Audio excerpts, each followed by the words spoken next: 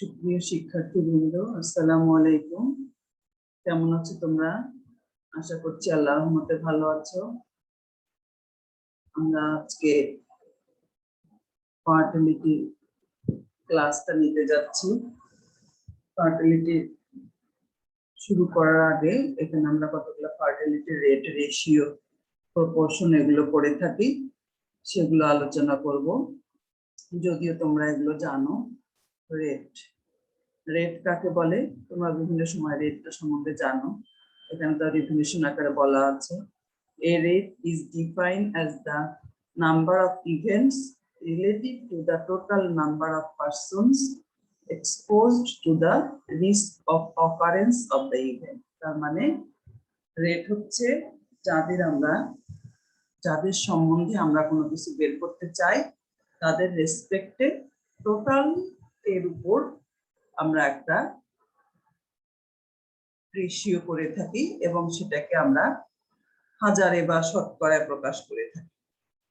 তাহলে রেটটা কি? মনে করো আমরা এতজন মানুষের মধ্যে কতজন অসুস্থ, তাহলে অসুস্থ সংখ্যা ডিভাইডেড বাই টোটাল মানুষের সংখ্যা। আর এটাকে যদি আমরা 100-তে করে থাকি তাহলে বাই ইনটু মাল্টিপ্লায়ারটা হবে 100, 1000 হলে 1000, লাখে হলে lakh.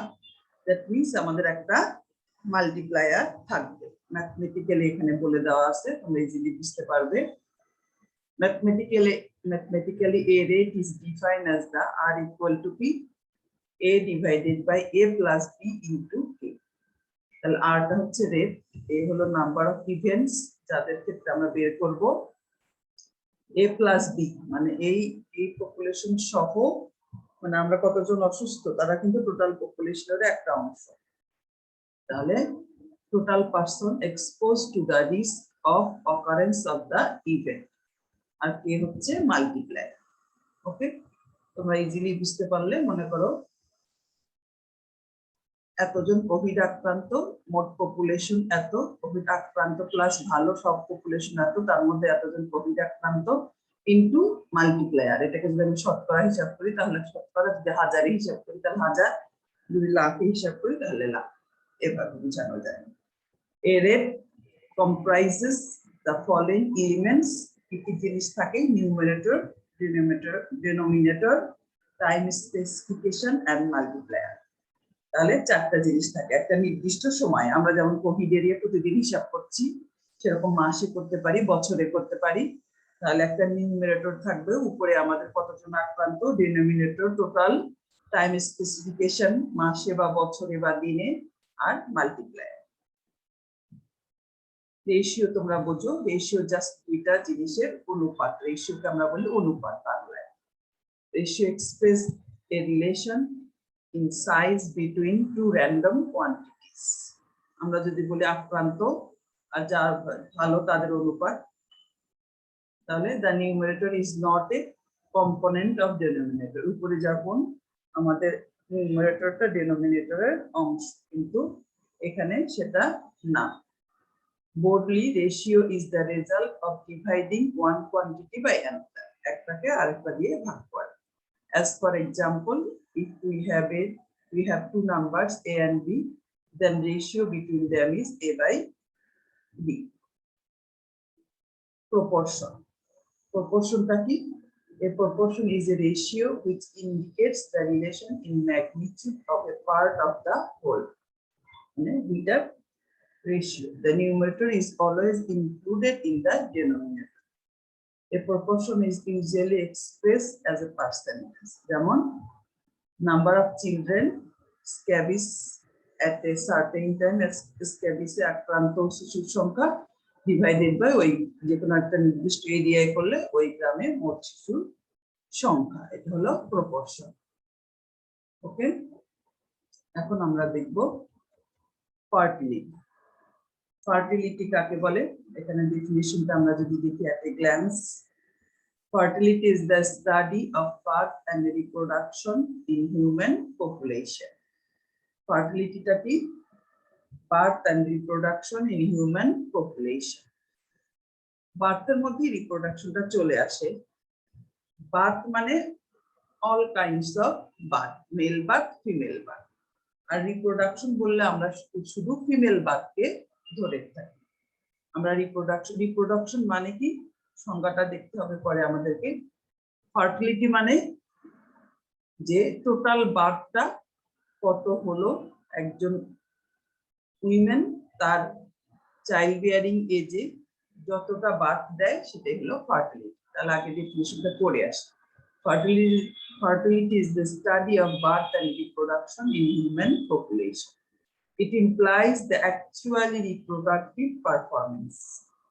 That is, how many children is born by woman during a period of time, at a point of time, or at a point of time in her childbearing age. তাহলে একজন মহিলা তার সন্তান জন্ম দেওয়ার সময়কালীন যতজন সন্তান জন্ম দেয় সেটাই হলো তার ফার্টিলিটি।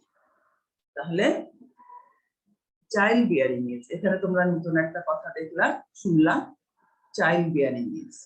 তোমরা জানো মহিলারা নির্দিষ্ট একটা এজে বাচ্চা দেয়, নির্দিষ্ট একটা এজে মহিলারা সন্তান ধারণ করে থাকে বা প্রসব করে থাকে। এটা সাধারণত আমরা বলি 15 থেকে 49, 15 থেকে 49 এই এজটাকে বলা হয় চাইল্ড বিয়ারিং এজ। তাহলে এখানে আরেকটা কথা আসছে, এই ডেফিনিশনটা আমি এখনই বলে নেই, পরবর্তীতে আসবে। রিপ্রোডাকশন, রিপ্রোডাকশনের বাংলা করলে দ্বারা হলে পুনরুৎপাদন। বাংলা করলে সহজ বাংলা বলে পুনরুৎপাদন, মানে যারাই পুনরায় উৎপাদন করতে সক্ষম। তাহলে এখানে উৎপাদন বলতে মানুষের উৎপাদন বা মানুষের জন্মের কথা বলা হয়েছে। তাহলে আজকে যে মেয়ে আগামীতে সে মা, আজকে যে মেয়ে আগামীতেই সে মা হতে পারবে, সে পুনরায় আবার সন্তান জন্ম দিতে সক্ষম। তাহলে এই জন্য রিপ্রোডাকশনে আমরা শুধু ফিমেল বার্থকে কাউন্ট করে থাকি। ফার্টিলিটিতে আমরা অল বার্থস কে কাউন্ট করে থাকি, ছেলে শিশু মেয়ে শিশু সব ধরনের শিশু জন্মটাকে আমরা ফার্টিলিটিতে কাউন্ট করি। কিন্তু রিপ্রোডাকশনে আমরা শুধু ফিমেল বার্থকে কাউন্ট করব, কেননা আজকে যে মেয়ে শিশু সে আগামীতে মা হবে এবং পুনরায় সন্তান জন্ম দিতে সক্ষম। এই পুনরুৎপাদন কথাটা মেয়ে শিশুর ক্ষেত্রেই প্রযোজ্য। এই জন্য ফার্টিলিটি রেটে আমরা অল কাইন্ডস অফ বার্থ কে কনসিডারেশনে নিয়ে নেই, বাট রিপ্রোডাকশনে আমরা শুধু ফিমেল বার্থকে কনসিডারেশনে নিয়ে আসি। রিপ্রোডাকশনটা আমরা শেষে পড়বো, রিপ্রোডাকশন রেট পড়বো। আমরা রিপ্রোডাকশনের ডেফিনিশনটা দেখলাম। রিপ্রোডাকশনে আমরা শুধু ফিমেল বার্থকে কনসিডারেশনে নিব, আর ফার্টিলিটিতে আমরা বোথ মেল এন্ড ফিমেল সব বার্থকেই কনসিডারেশনে নিব। তাহলে এটা হলো ফার্টিলিটি। তারপরে কি ফেকান্ডিটি। ফেকান্ডিটি মানে কি? ফেকান্ডিটি মানে হচ্ছে এটা একটা বায়োলজিক্যাল ক্যাপাসিটি। আমাদের দেশে 15 থেকে 49 বছরের সব মহিলারাই কিন্তু সন্তান জন্ম দিতে সক্ষম না। দেখা যায় যে আমাদের দেশে অনেক মহিলারাই আছে বন্ধ্যা। আমাদের দেশে না, গোটা বিশ্বে, গোটা বিশ্বে অনেক মহিলারা আছে বন্ধ্যা, যারা সন্তান জন্ম দিতে সক্ষম না।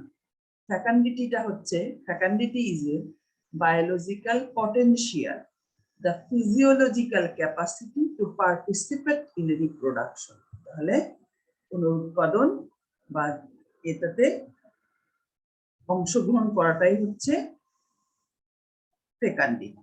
It is capacity to conceive or bear children. এটা হচ্ছে কি সন্তান ধারণ করার সক্ষমতা। In every society, a very large proportion of infertile women are also infecund. মানে কিছু মহিলা আছে যারা বন্ধ্যা। ফেকান্ডিবিলিটিটা কি? যে প্রতি মাসে মহিলাদের যে কনসিভ করার সম্ভাবনা, এটাই হলো ফেকান্ডিবিলিটি। তাহলে এখানে বলে দেওয়া আছে month by month chance of being pregnant for a woman living regular in sexual union without practicing birth control. প্রতি মাসে যে সন্তান কনসিভ করার ক্ষমতা বা প্রেগনেন্ট হওয়ার যে সম্ভাবনা, এটা হলো ফেকান্ডিবিলিটি। এখন আমরা দেখব ফার্টিলিটি অ্যান্ড রিপ্রোডাকশনের মেজারমেন্ট গুলো। There are several measures of fertility and reproduction. তাহলে এখানে 6টা মেজারমেন্ট আছে, তার মধ্যে 4টা হলো ফার্টিলিটির মেজারমেন্ট আর 2টা হলো রিপ্রোডাকশনের মেজারমেন্ট। তাহলে 1 নম্বর হচ্ছে প্রুভ বার্থ রেট, যেটাকে আমরা বলবো সিবিআর, জেনারেল ফার্টিলিটি রেট, যেটাকে আমরা বলবো GFR, as a specific fertility rate, যেটাকে আমরা বলবো এএসএফআর, টোটাল ফার্টিলিটি রেট, টিএফআর। এই 4টা হলো আমাদের ফার্টিলিটি রেট। তারপর আমাদের কি আছে, gross reproduction rate, net reproduction rate. Okay, তাহলে প্রথমে আমরা দেখব প্রুভ বার্থ রেট, অশোভিত জন্ম। প্রুভ বার্থ রেটে কি বলছে, the prove birth rate is the simplest measure of fertility. It is the ratio to total registered live birth to the total population in a specific year.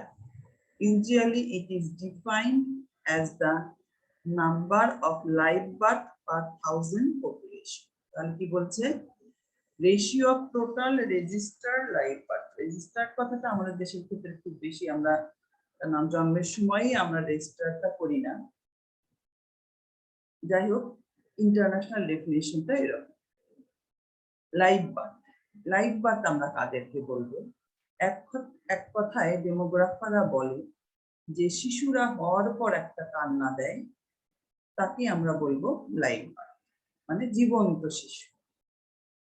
জীবন্ত শিশু, তাহলে জীবন্ত শিশু, যতজন জীবন্ত শিশু জন্মগ্রহণ করে তার সাথে রেশিও হবে কি, total population in a specific year, একটা নির্দিষ্ট বছরের মোট পপুলেশন। তাহলে it is defined as the number of live birth per 1000। এটা আমরা সাধারণত শতকরায় হিসাব না করে হাজারে হিসাব করে থাকি। আমরা ডেমোগ্রাফিক যে মেজারমেন্ট গুলো বেশিরভাগ ক্ষেত্রেই আমরা হাজারে এগুলো হিসাব করে থাকি। তাহলে এখানে দেখো সিবিআর মানে প্রুভ বার্থ রেট, বি মানে কি total number of live birth in specific year or in a calendar year. সাধারণত আমরা যে পঞ্জিকা বর্ষ, এই বর্ষে কতজন বার্থ হলো সেইটা divided by total number of mid year population in same calendar year, সেই বছরের মিড ইয়ার পপুলেশন। এখানে আরেকটা কথা, মিড ইয়ার পপুলেশন বলতে আমরা কি বোঝাচ্ছি, আমরা সাধারণত বছরের পপুলেশন জানুয়ারিতে একরকম হতে পারে, ডিসেম্বরে একরকম হতে পারে, যেহেতু পরিসংখ্যান গড়ে বিশ্বাসী, এই জন্য আমরা মাঝামাঝি বছরের মাঝামাঝি সময়ের পপুলেশনটাকে ধরে থাকি। তাহলে birth divided by total registered birth, live birth divided by population into 1000। তাহলে এটাকে কেন প্রুভ বলা হয়, কেননা এই বার্থ গুলো আবার এই পপুলেশনের মধ্যে আছে, এই birth given by this population, কিন্তু এই বার্থের সংখ্যাটাও এই পপুলেশনের মধ্যে আছে। আরেকটা কি আছে, এখানে মেল পার্সন আছে এবং যারা শিশু মেয়ে এবং বৃদ্ধ মেয়ে তারাও আছে, মানে এটা আমাদের একটা অশোভিত আমরা বলে থাকি, এই জন্য এটাকে অশোভিত। এখানে তোমরা মেরিটস ডিমেরিটস গুলো দেখে নিবে। simple to understand, easy to calculate and readily comprehensible, show level of fertility, এগুলো তোমরা একটু দেখবে।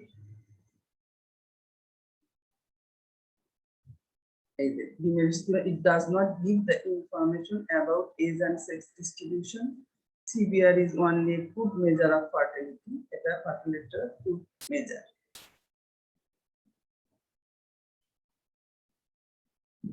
তাহলে এটা এখন ওই সিবিআরটা থেকেই আমরা কারেকশন করে আরেকটা মেজারমেন্ট বের করা হয়েছে, জেনারেল ফার্টিলিটি রেট,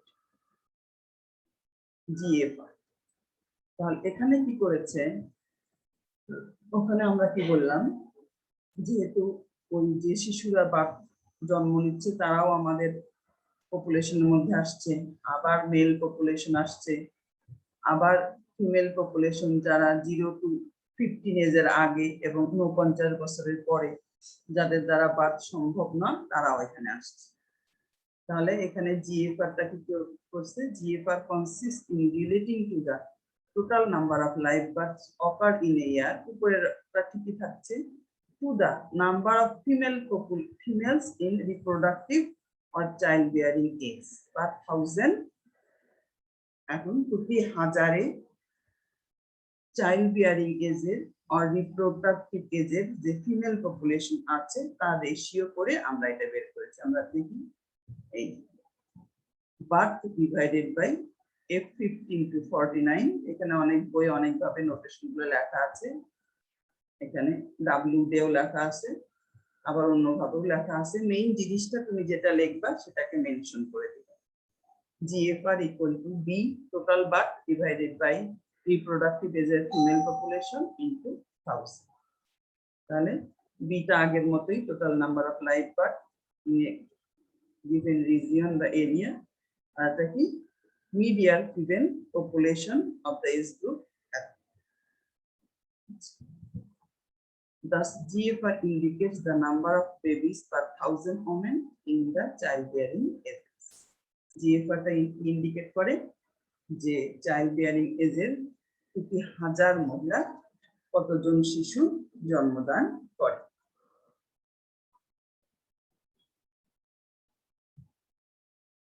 প্রত্যেকটা মেজারমেন্টের কিছু মেরিটস আছে, তোমরা এগুলো একটু দেখবে। তাহলে জিএফআর গেল, জেনারেল ফার্টিলিটি রেট। তারপরে মেজারমেন্ট হচ্ছে আমাদের age specific fertility rate. Age specific fertility rate বয়স অনুপাতে আমাদের যে ফার্টিলিটি রেট, সেই ফার্টিলিটি রেটটা এটা খুবই ইম্পর্টেন্ট, কেননা আমাদের আন্ডার ডেভেলপ বা ডেভেলপিং কান্ট্রিতে আর্লি ম্যারেজ হয়, সেখানে দেখা যায় যে 24-25 বছরের আগেই বেশি বার্থটা হয়ে থাকে। বার্থের কার্ভটা 24-25 মধ্যেই পিক। আবার দেখা যায় ডেভেলপ কান্ট্রিতে এই বার্থ যারা দিচ্ছে তাদের মহিলাদের এজ বা এজ গ্রুপটা হচ্ছে 30 and above। তাহলে এবং বয়সের অনুপাতে এটা বার্থের সংখ্যা ভেরি করে, দেখা যায় যে আফটার 35 বা 40 বার্থটা অনেক কম হয়ে থাকে। এই জন্য এজ স্পেসিফিক ফার্টিলিটি রেটটা স্টাডি করাটা জরুরি। তাহলে the fertility rate computed on the basis of specification with respect to age is called age specific fertility rate or ASFR.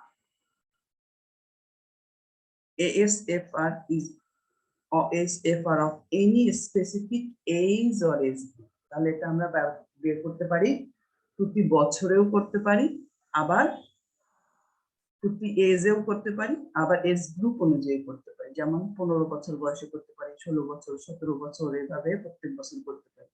আবার এজ গ্রুপ দিয়ে করতে পারি, যেমন 15 থেকে 19, 20 থেকে 24, 20 থেকে 24, 19 থেকে 24, 15 থেকে 19, 20 থেকে 24, 25 থেকে 29, এরকম এজ গ্রুপ দিয়েও করতে পারি। সেটা বলছে এজ অর এজ গ্রুপ, প্রতি বছরও করতে পারি, আবার 5-10 বছর পর পরও করতে পারি।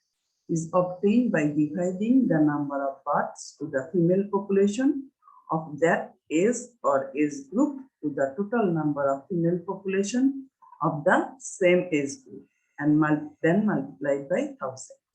তার মানে কি দেখো, আই মানে কি এজ অর এজ গ্রুপ।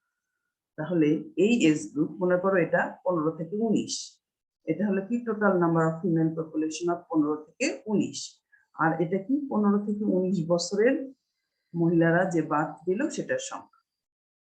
15 থেকে, এটা আমরা মনে করো একটা এজ গ্রুপের করছি 15 থেকে 19, আই মানে এজ অর এজ গ্রুপ। তাহলে এই মহিলারা যে বার্থ দিল সেটার সংখ্যা এবং এই এজ গ্রুপের মহিলার সংখ্যা into 1000। Clear? is a specific fertility rate of respective age or age group. এটা যখন বের করব, সেই এজ গ্রুপের female population birth given by that age group or ith age group women into 1000. সেই কথাটা এখানে বলা হয়েছে total number of live birth given by the ith age or age group women, total number of ith age or age group women, আর এটা হলো আইটা হচ্ছে age group আর এটা বলতেছে is a specific fertility rate of ith age or age group women. ওকে, তাহলে এটারও কিছু merits demerits আছে। এটা একটু অন্যগুলোর চেয়ে ভালো, কারণ এজ অনুযায়ী আমরা ফার্টিলিটিটাকে আলাদা করতে পারি। ওকে, মেরিটস ডিমেরিটস গুলো তোমরা দেখবে। আর একটা কি টোটাল ফার্টিলিটি রেট।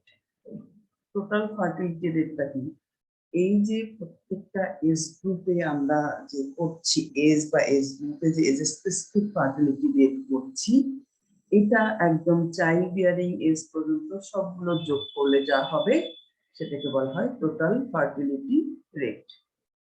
তার মানে 15 থেকে 19, 20 থেকে 24, 25 থেকে 29, এরকম করে 44 থেকে 49 পর্যন্ত সবগুলো এজ গ্রুপের আমরা যদি বের করি, যোগ করি, তাহলে সেটাকে আমরা বলবো টোটাল ফার্টিলিটি রেট। তাহলে এটা দিয়ে ফ্যামিলি সাইজ মেজার করা যায়। একজন মহিলা তার সারা জীবনে চাইল্ড বিয়ারিং এ যে কতজন শিশু জন্ম দিল সেটা পাওয়া যায়। তাহলে সেটা একজন মহিলা যদি কতজন শিশু জন্ম দিল, তাহলে সহজেই আমরা ফ্যামিলি সাইজ মেজার করতে পারি TFR।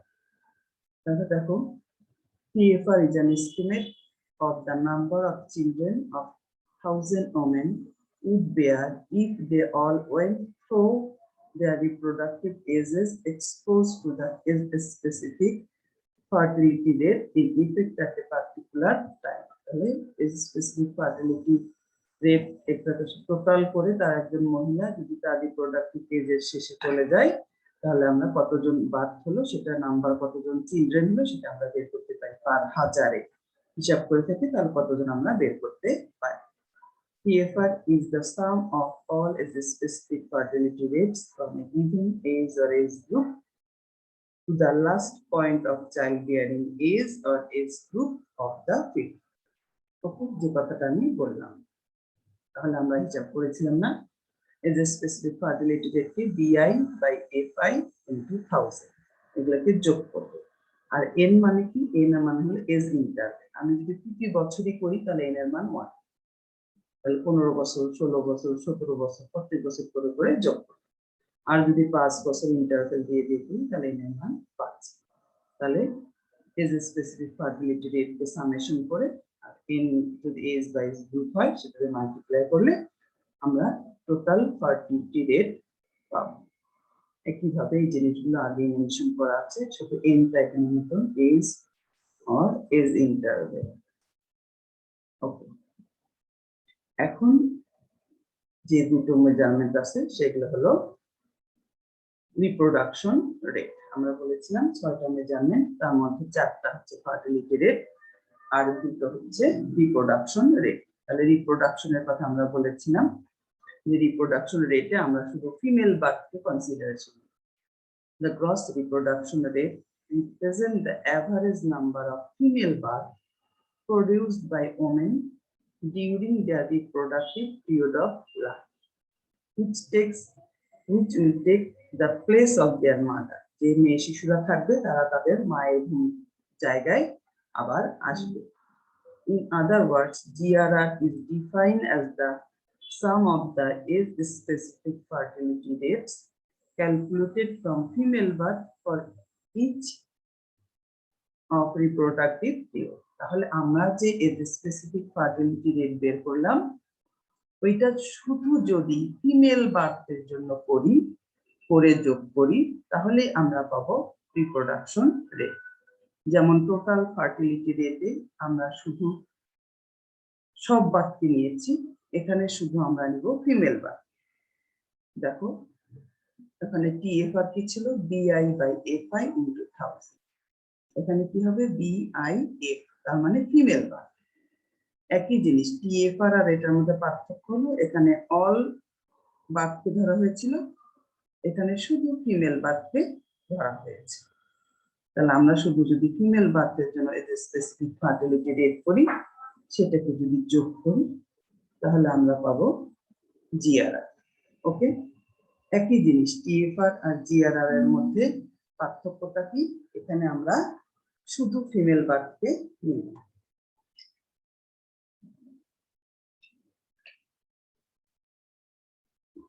যেহেতু রিপ্রোডাকশন, আমরা আগে বলেছিলাম রিপ্রোডাকশন রেটে আমরা শুধু ফিমেল বার্থকে কাউন্ট করব।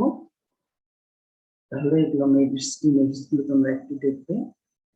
তারপরে কি আছে যে নেট রিপ্রোডাকশন রেট। নেট কথাটা কি জন্য আসে? তোমরা ইকোনমিক্সে পড়েছ জিডিপি এনডিপি। জিডিপি মানে কি? যে একটা দেশে একটা অর্থ বছরে যে পরিমাণ পণ্য ও সেবা উৎপন্ন হয় তার আর্থিক মূল্যকে জিডিপি বলে। এই জিডিপিটা থেকে আবার আমরা করি এনডিপি। এনডিপিতে কি করি? এই যে উৎপন্ন করতে যে পরিমাণ পণ্য ও সেবা, এটার যে আর্থিক মূল্য, এটা দিতে আমাদের কিছু খরচ আছে, কস্ট আছে।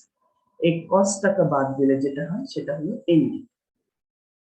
সেরকম জিআরআর আমরা ধরেছি যে যতজন মেয়ে শিশু জন্মগ্রহণ করলো, যতজন মেয়ে শিশু জন্মগ্রহণ করলো তারা পরবর্তীতে মা হবে।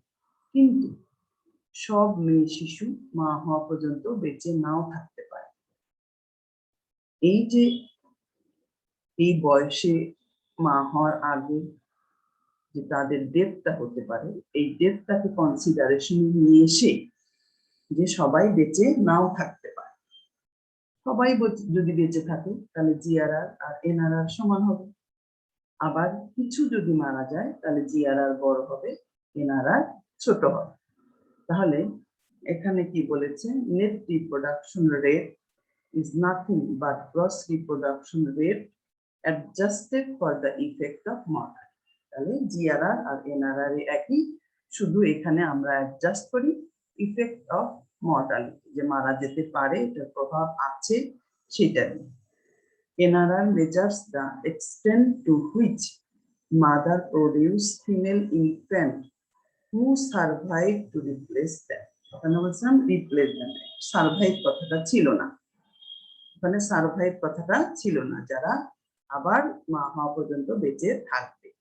It measures the extent to which a generation of girls babies survive to reproduce themselves or they pass through their childbearing period. তাহলে যে সেই মেয়ে শিশুরা যারা রিপ্রোডাক্টিভ এজ পর্যন্ত বেঁচে থাকবে।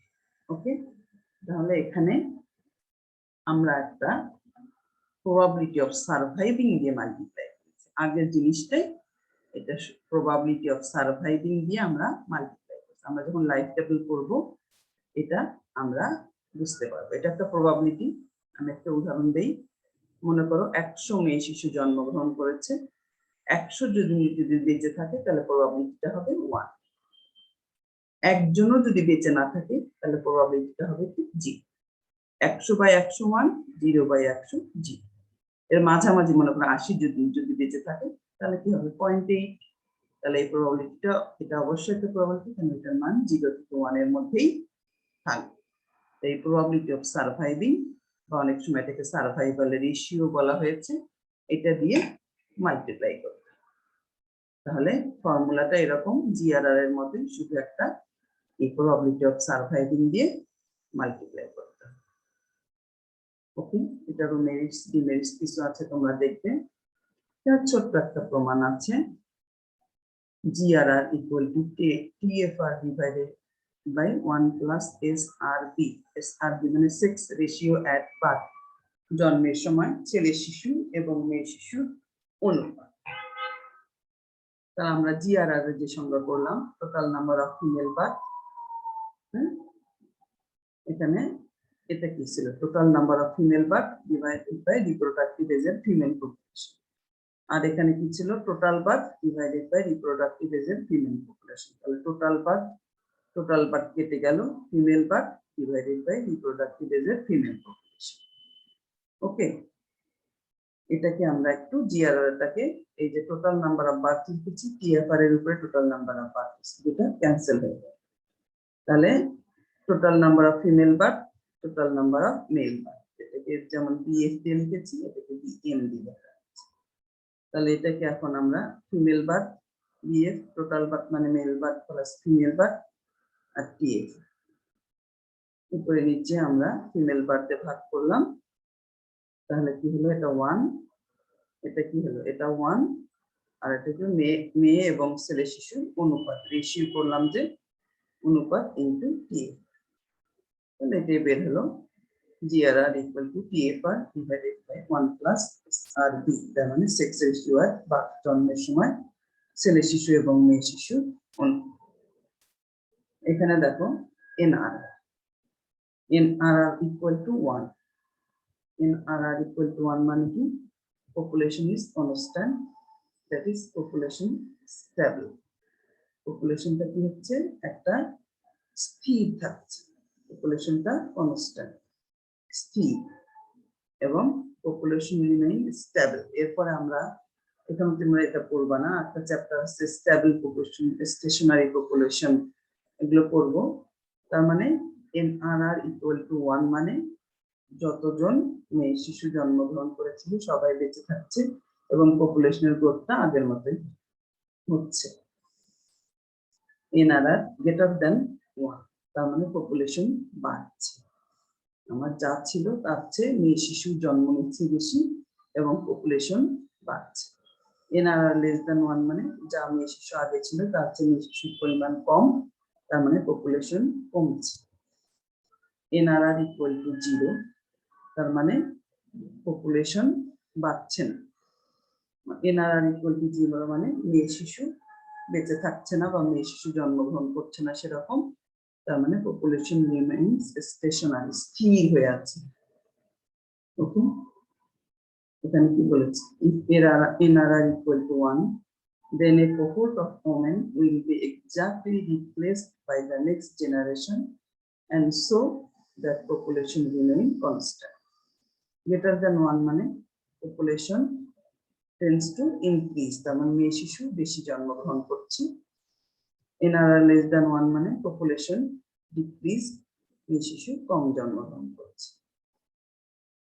এখানে আর কতগুলো রেশিও আছে, যেমন আমরা চাইল্ড ওমেন রেশিও করি, মেল ফিমেল রেশিও যেটাকে সেক্স রেশিও বলা হয়, প্যারিটি প্রোগ্রেশন রেশিও। তাহলে রেশিও তো তোমরা বোঝো, প্রতি মহিলা অনুপাতে যে শিশু জন্মগ্রহণ করছে সেটাকে বলা হয় চাইল্ড ওমেন রেশিও। এখানে শিশু বলতে ডেমোগ্রাফির এই ভাষায় 5 বছরের নিচ পর্যন্ত এখানে শিশু বলা হয়।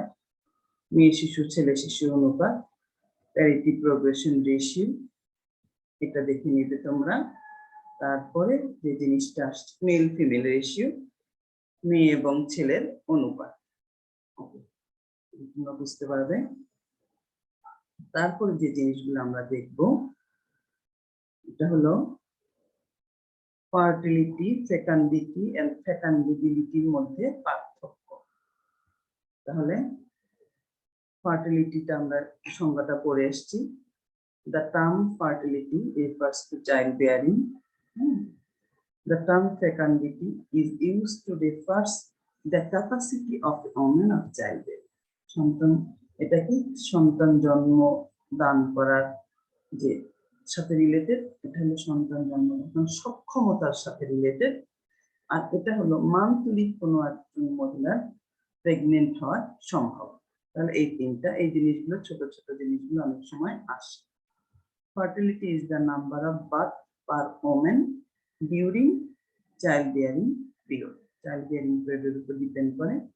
Fecundity is the capacity of woman, how much number of can she bear in her childbearing. The probability of conception among women living regular sexual union without practicing birth control, naturally যেটা। আরেকটা কি fertility and রিপ্রোডাকশনের মধ্যে পার্থক্য। রিপ্রোডাকশনের সংজ্ঞাটা ওখানে আমি মুখে বলেছিলাম, এখানে সংজ্ঞা আকারে আছে। Reproduction refers to the ability of population to grow and replace itself. মানে আজকে যে মা আছে তার ভূমিকায় পরবর্তীতে মেয়ে শিশুরা থাকবে। আমরা একটা ইয়ে করেছিলাম, লুকিয়ে আছে শিশুর পিতা সব শিশুরই অন্তরে, তাই না?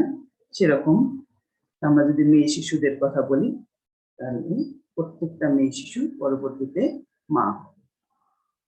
তাহলে এখানে fertility is the term need in demography to indicate the actual number of children born alive. মানে জীবন্ত যত শিশু জন্মগ্রহণ করে সবাইকে আমরা ফার্টিলিটির মধ্যে ধরে থাকি।